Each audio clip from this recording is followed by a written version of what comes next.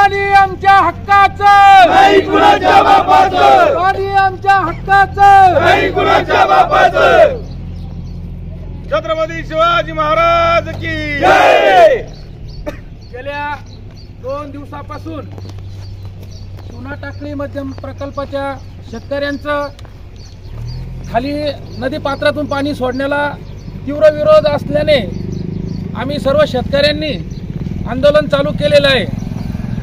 त्या अनुषंगाने 9 तारखेला जिल्हाधिकारी यांनी नदी पात्रात पाणी सोडावे असे आदेश दिले होते।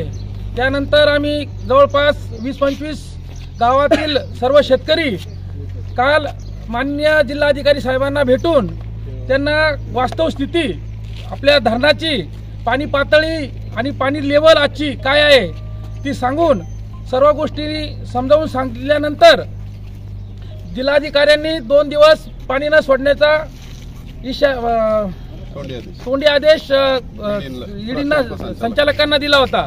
त्यानंतर पाणी न सोडण्याचा ईडीने आदेश कार्यकारी अभियंत्यांना दिला होता। पण त्यानंतर खालच्या काही शेतकऱ्यांनी आंदोलन करून पुन्हा रात्री तो आदेश रद्द करून नवीन आदेश काढून पाणी सोडण्याचा आदेश घेतला होता। पण तरी आम्ही परत शिवना पात्रातील शिवना प्रकल्पातील सर्व शेतकरी त्याचा विरोध म्हणून आज पुन्हा आम्ही नदी पात्रात बसलेलो आहे। आमचा विरोध आहे पाणी सोडण्याला। आमचा त्या शेतकऱ्यांना पाणी सोडायला बिलकुल विरोध नाही। आमचा म्हणणं आहे की दोन्ही कालव्यांनी पाणी त्यांनी कधीही घेऊन जावं, टँकरनी पाणी पिण्याकरता कधीही घेऊन जावं। पाणी सोडलं तर ते पाणी त्यांच्या टेलपर्यंत म्हणजे जिथपर्यंत पाणी त्यांना न्यायचं त्या शेतकऱ्यापर्यंत पाणी जात नाहीये। हे अशा स्वतः कबुली कार्यकारी अभियंत्यांनी बी दिलेली आहे आणि नदी पात्रात पाणी सोडता येणार नाही अशाही ठणकावून कार्यकारी अभियंत्याने सांगितलंय। मग हा टास्क कशा करताय? यांना फक्त बळी पाहिजे का सामान्य शेतकऱ्यांचा? आणि मला गंगापूरच्या सर्व शेतकऱ्यांना एक सांगायचंय, तुम्ही 15 वर्षापासून त्या आमदाराला निवडून देताय, तो विधानसभेत काय केळं खायला जातो का? तो 15 वर्षापासून सांगतो मी लिफ्टनं पाणी अजून पूर्ण गंगापूरला पाणी पाहिजेतो।